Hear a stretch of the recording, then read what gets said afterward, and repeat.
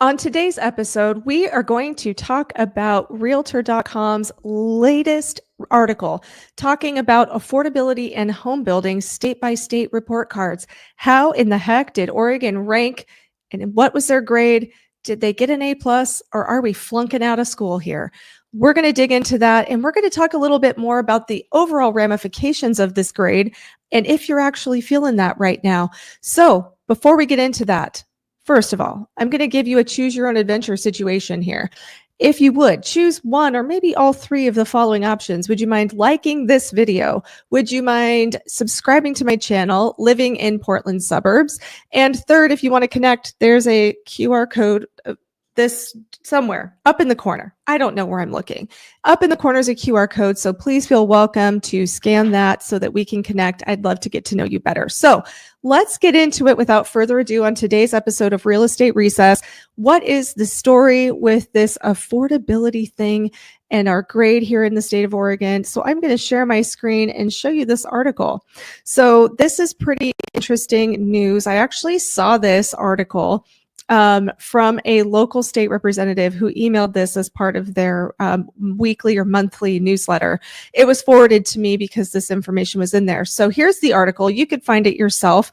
Realtor.com/research/state report cards 2025.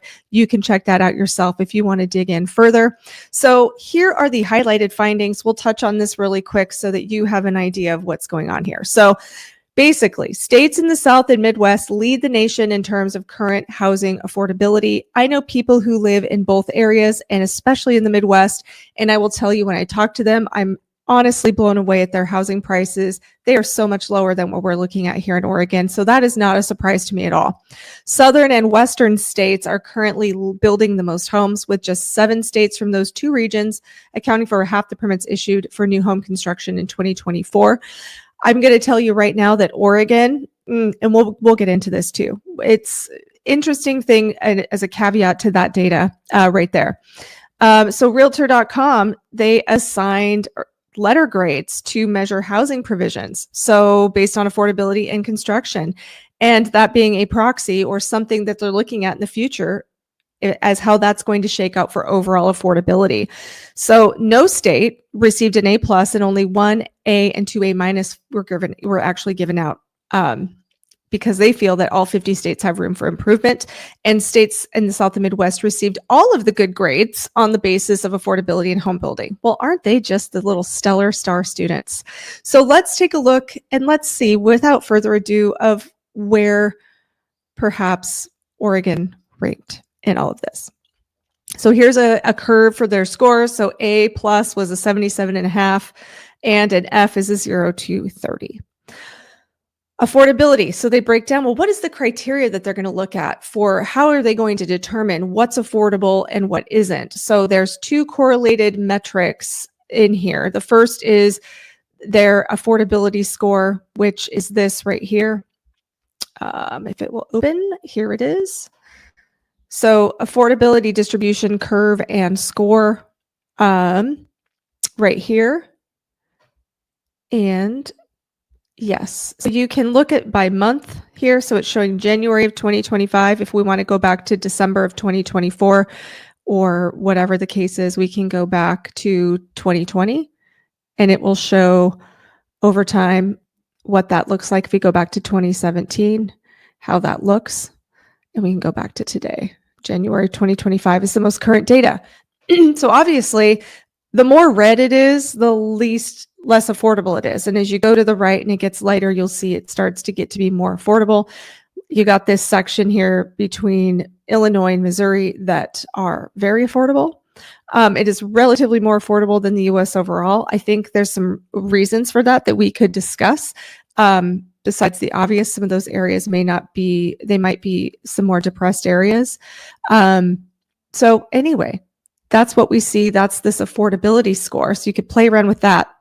And then how much of this market in a state is affordable to households across the income spectrum? The second criteria is how affordable is it for the median home listing to the median income earner in the household?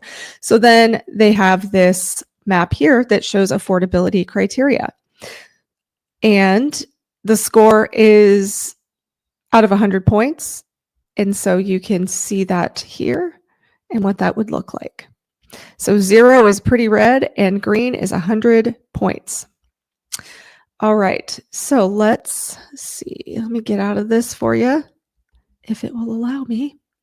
Okay, let's come back to the article.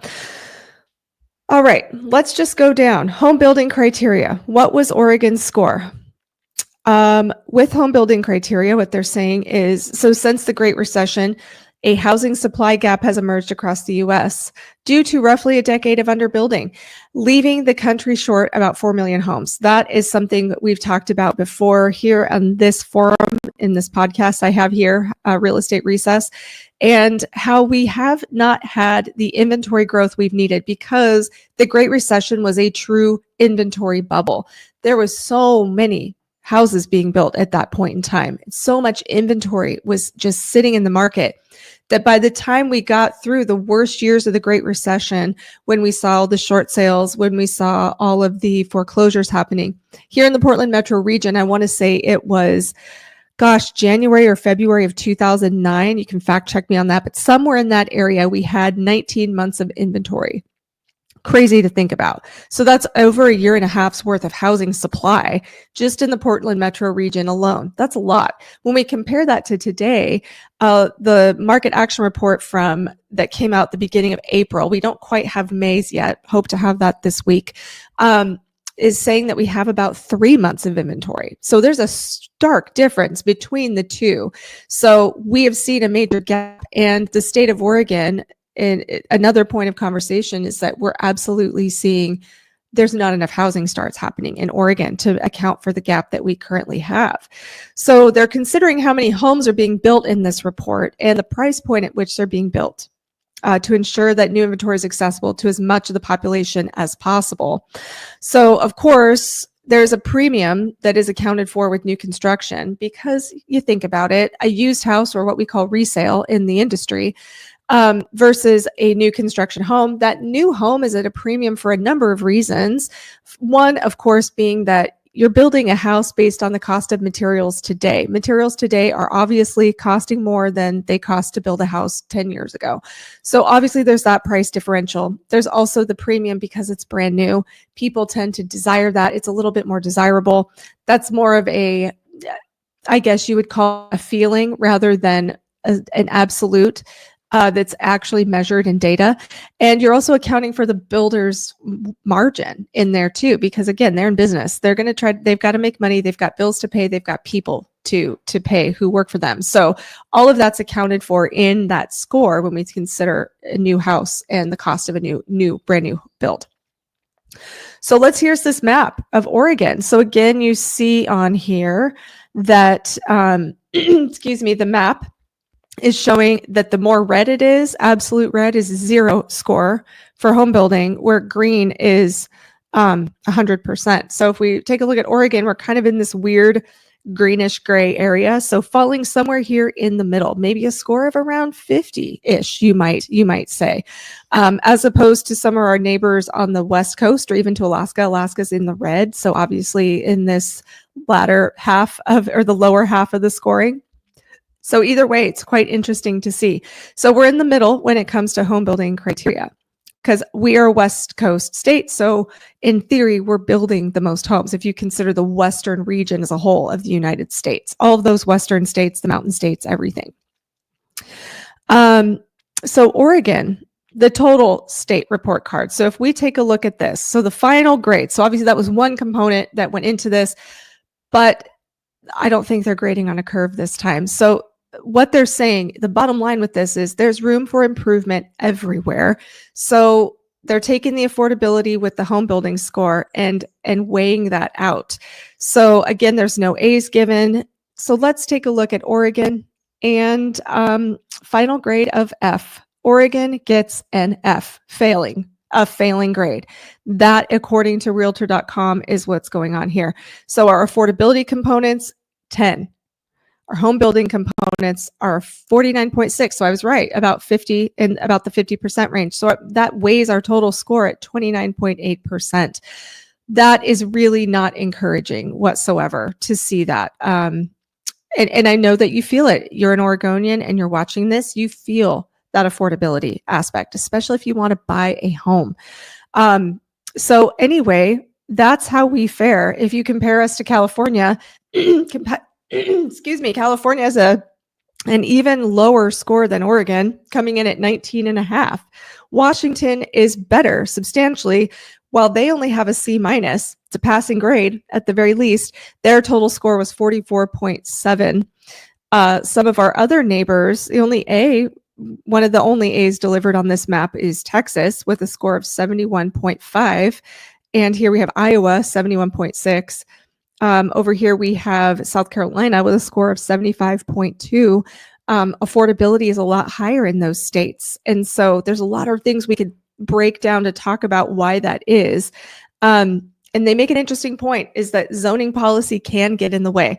And a lot of the rumblings I've heard from the state of Oregon, from the Governor Kotek's plans, could have to do with some of these zoning issues. Is how can we help people, take a piece of property and develop it? Maybe it's splitting it into 2 lots and creating an option for somebody to be able to build a home there. Some of that zoning change, the way to get through to that, there's a lot of red tape, and certain zoning types are nearly impossible to change. One of those being exclusive farm use. I'm not a zoning expert, but just speaking from experience, the exclusive farm use zoning type it does serve a purpose, because Oregon, and here, especially in the Willamette Valley, we have incredible soil that is very suitable for our agriculture.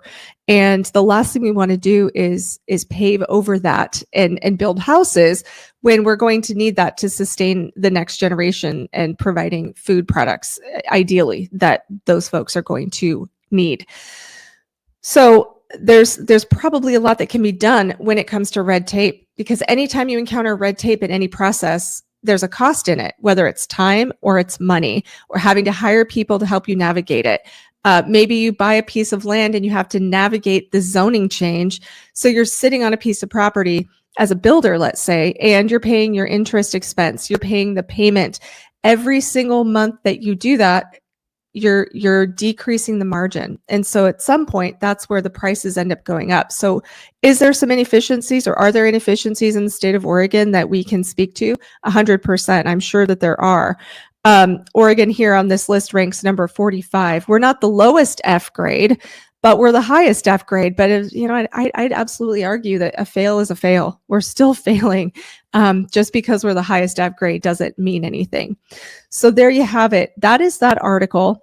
But let me know what you think. What are your thoughts about that? If you're out there, maybe you're a parent and you have kids that are trying to start out in their life, they want to buy a house because you were able to do that. A lot of folks who have young adults or who are starting their lives, you were probably able to buy a house on your average salary or your median salary back in the 90s or maybe even the early 2000s.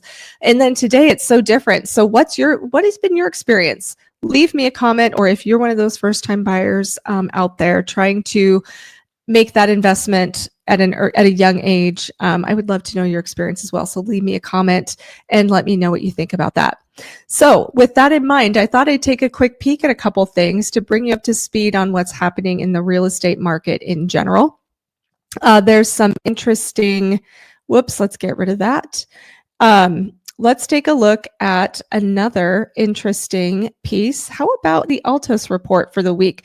So this, going back to our conversation about our median price points and where the market's actually shaking out right now, we're just going to look at Canby, for instance. A small town, it's not Portland, it's not a big area, but like a lot of areas, real estate's hyper-local. So focus tends to be on South Clackamas County and the North Willamette Valley. So let's just use Canby as our example. So this data, remember, Altos is updated every single week. So this is for the week as of today, May 6th, when I'm recording this particular episode. So what you'll see here is we look at this real-time market profile. Our median list price in Canby is $684,675. Over the last several weeks, you'll see it kind of was a bumpy ride, and then bam, it's starting to climb. Again, if you go back to, Friday, March 21st, when they was really right around 650, you could argue we were really starting our ramp up into the spring market. I would argue that's definitely the case because we're right in the thick of the spring market. So here we are, Friday, as of, last week's number landed at, let's call it 685. So a median price of new listings, conversely, also has jumped quite a bit over the last couple weeks. So we're sitting at 925 for the median price of the new listings that are hitting the market. So our time on market, what's interesting is it's been fairly consistent. It's kind of gone up and down a little bit, but right now we're sitting at 82 days on average, where our median time on market is at 49 days. So the median price being in the middle, there's 50% or half the houses are more expensive or taking longer, and half are taking less time to sell than those 49 days. This price decrease, I call this the cautionary tale metric, is coming in at 33% of homes or properties in Canby have decreased their price. I think right now as a seller, what's going to be really important for you to remember is now is not the time to try to pace the market or try to set a high for your neighborhood or to test things. If you're truly serious and you have intention of selling your house, actually putting it on the market, getting a buyer in the door, you owe it to yourself to price it competitively. Don't try to do this, what if I can get another 10,000 or what if I could get another 5,000 and squeak that by? You might. There's not a 0% chance that would happen, but I'm going to tell you right now, I've worked with sellers, we've been in these positions, and it always, always comes back to bite you. And I don't want that, and neither do you, because it's frustrating for everyone involved. And so I encourage you to really lean on your agent that you know, like, and trust, and is looking at this data and is helping you make a good decision. Because the more your house sits, you're just going to chase the market, and you can't drop price fast enough. So that is what we're looking at there. So 33%. I've seen markets locally that are around the 50% mark. So 33%, so about a third of the houses or properties in town in this Canby area have dropped their price. Okay, so now that I can get off that soapbox and talk about our inventory, according to Altos, there are 52 properties for sale in Canby that are ready to go. Now, if you go to Zillow or Redfin or Homes.com or any of those the big four consumer sites where you can look at properties, you're going to see that there's a lot more than that. So what Altos does is they consider properties that are move-in ready. So there's a lot of new construction in Canby. So you'll see a lot of those homes that they're not completed, meaning you couldn't buy it today and move in tonight. So 52 move-in ready properties, according to Altos, in the market, ready to go. So still a slight seller's advantage in Canby. Once upon a time in COVID land, we were over here in the 90, high 80s, which is a crazy seller's market on this market action index speedometer, as I like to call it. But right now we're at about a market action index of 34. So per Altos and how they assess this data, a 30 and below, you start to get into buyer advantage. So as it sits right now, we're at a 34. So what makes that go below a 30? I think it really just depends on the market cooling. If we continue to see cooling where there's more inventory hitting the market, if we see time on market start to increase, then at that point, we're really going to start going into that buyer's market, according to Altos. All of that happening. So I want to know what your thoughts are in the comments. If you live in another part of town or another area in the metro, I'd love to know what your experience has been with pricing, and maybe you're out on the street shopping. Leave me a comment. Would love to have that conversation with you. So that is Altos. And the next piece I thought would be interesting to talk about is, what are mortgage rates doing? Last week, I had this incredible opportunity to visit United Wholesale Mortgage in the Detroit, Michigan area. Technically, I think it's Troy, Michigan. But it was a really, really, the visit to me was very impactful for a number of reasons. As a real estate agent, the one thing that I talk about a lot is it's really important who you're working with. It matters a lot. And I would argue right now, it probably matters more now than ever before. So one thing I wanted to talk about was, those mortgage rates, the folks that you're talking to, your team, that core group of people who are helping you through the entire home buying process. I'm going to tell you that team is really important. We touched on that a little bit last week. If you missed that episode, I do encourage you to go back. We talk about the Fed. We talk about some of those things, where the rates are, some things happening with the economy, but also a little bit of insight into United Wholesale Mortgage. And as a consumer, let's be honest, that's not where your head goes. That's a very industry deep type of conversation. But on the consumer side, if you work with an independent mortgage broker, you potentially are working with somebody who does work with United Wholesale Mortgage. I was really impressed with everything that they had to say about how quickly they're able to close deals, which is a competitive advantage for you as a consumer. I was really impressed with the company themselves and the impact that they've made on that local community, which it's the Detroit area. Let's be honest. They've had some pretty challenging times. They've really gone through and I think have made some really amazing impact on that local area, to that economy, and to the lives of the folks who live there. So very impactful visit for a number of reasons. But let's look at Mortgage News Daily. Now, again, I'm not a mortgage broker, but I talk to my clients a lot about interest rates. So right now we're sitting at a 6.88 national average. That may or may not be what you have as your mortgage rate. You might have something better. You might have something that's more expensive. There's a lot of pieces that go into that calculation of what your final rate would be. That also doesn't include an interest rate buy down, if that's something that you're going to be doing as part of your purchase. So 6.88 for a 30-year fixed. If you look at some of these FHA loans, usually those come in a little bit lower. VA often has a little bit lower percentage as well. So if you have the ability to access VA benefits, you served our country, and that's something that you have 100%, you should be investigating how you could take advantage of that program. It's quite phenomenal.